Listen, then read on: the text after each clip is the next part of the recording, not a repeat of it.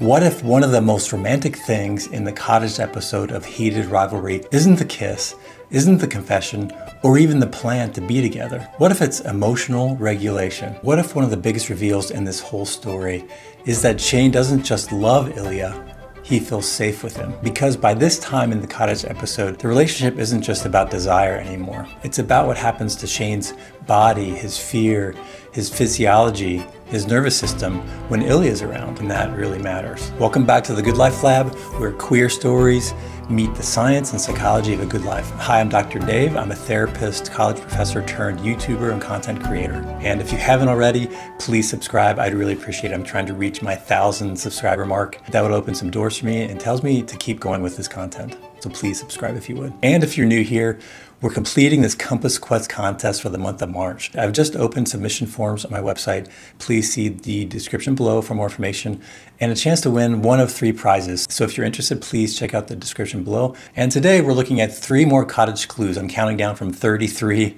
to number 1. I think we're at number 12 right now. So we're getting there. So just a few more episodes to just talk about revelations that happened, clues that are revealed in this final Cottage episode of the Heated Rivalry series.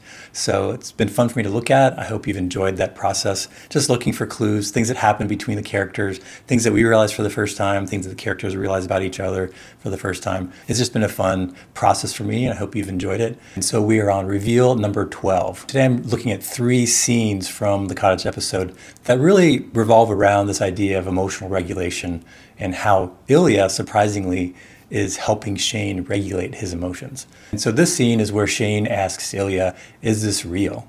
And they're in bed together in a romantic moment, and it's just a check-in because Shane, sounds like he's questioning or just wants to make sure this is all a real thing, not just something they said to each other in a heat of passion in the middle of the night.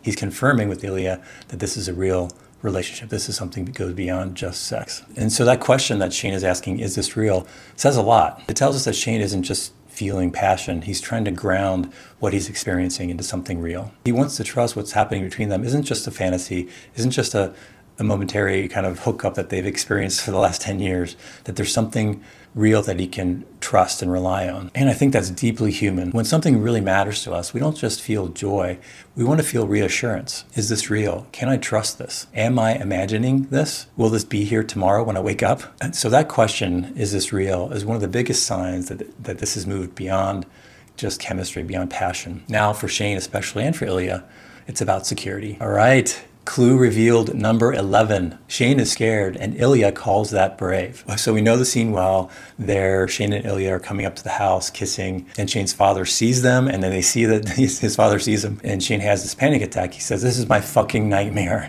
In that moment of panic, you see Ilya come to his aid and just is a steady presence for him, which is what Shane needs. He's out of control almost, but reasonably so. He just relies on Ilya, and Ilya speaks the truth of the moment. You're brave, Shane. You can do this, really. And Ilya also, as he does, brings in humor to the situation. So we see this other instance in this part of the episode where Ilya is showing up and bringing some regulation, bringing some grounding for Shane. What I also think is cool about this scene is that you don't see Ilya shaming Shane.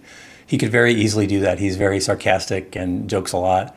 But that doesn't happen here. He reads the room well at this time. He knows that Shane, out of control, panicking, needs a steady presence. He needs to be emotionally regulated. He helps him calm down. He hugs him. He whispers to him, you're brave. You are brave. You can do this. And that matters deeply. Because bravery often happens in connection, not in isolation. Sometimes we can only face hard things because there's a steady presence there with us, somebody there supporting and encouraging us along the way. So this scene isn't just about fear. It's about fear met with support. And that's why this scene lands so hard, I think, because sometimes fear can feel like, I can't do this.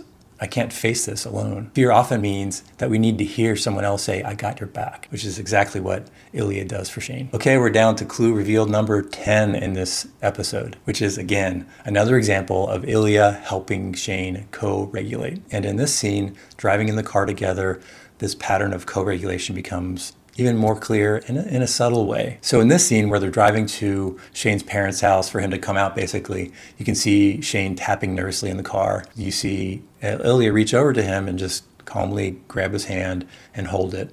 That's a clear sign that he's helping Shane co-regulate. It's such a small gesture, but it says so much. It says, I'm here with you. You're not doing this alone, so stay with me. We got this. That's co-regulation. It's not fixing the fear. It's not making it go away or disappear. It's helping somebody stay steady so they can move through the fear. So that's what makes this scene in the cottage episode so wonderful to witness. We're not just watching romance at this point. We're watching Shane's body learn that love can feel safe. And as we close this episode, this is where positive psychology and relationship science meet so beautifully. We talk a lot about chemistry and passion and attraction in love stories. But one of the strongest foundations for a healthy relationship is safety. It's the ability to say, I'm scared, I'm overwhelmed, and I need reassurance. I need you to stay with me here. And for the other person to respond in a way that helps your system settle. That's co-regulation. And that's what the cottage episode reveals. Not just that Shane and Ilya are in love, but that they are beginning to become a place of safety for one another. And this part resonates a lot with me because the beauty of being in a long-term relationship, and a good long-term relationship, even though it has its ups and downs, is that you have the sense of regulation with each other. And I've experienced this in my relationship with my partner. Not perfectly, not all the time, but enough to know how meaningful it is. There have been moments when conflict and fear have escalated to distance in my relationship, but there has also been repair and a recommitment to stay with one another. There is a move towards one another, a return to homeostasis that is reassuring and co-regulating. And so that really matters to me and to the health of a relationship, because it reminds me that intimacy isn't just about feeling strongly for one another all the time. It's about being able to feel deeply and still finding your way back to one another. And that to me is what makes the cottage episode feel so sacred in many ways. It's not just a place where they confess their love for one another. It's a place where their bodies begin learning safety. So I want to ask you, who or what in your life helps you feel more steady when fear shows up? Maybe it's a romantic partner. Maybe it's a friend. Maybe it's a ritual, a practice, a prayer that helps you keep steady. If you aren't sure, maybe it's worth noticing, paying attention to those clues, those things that help you bring you back to yourself, to help you feel more grounded. Because that in itself can be a clue, a message that you need to pay attention to. Okay, we've been talking about the Compass Quest contest this last month.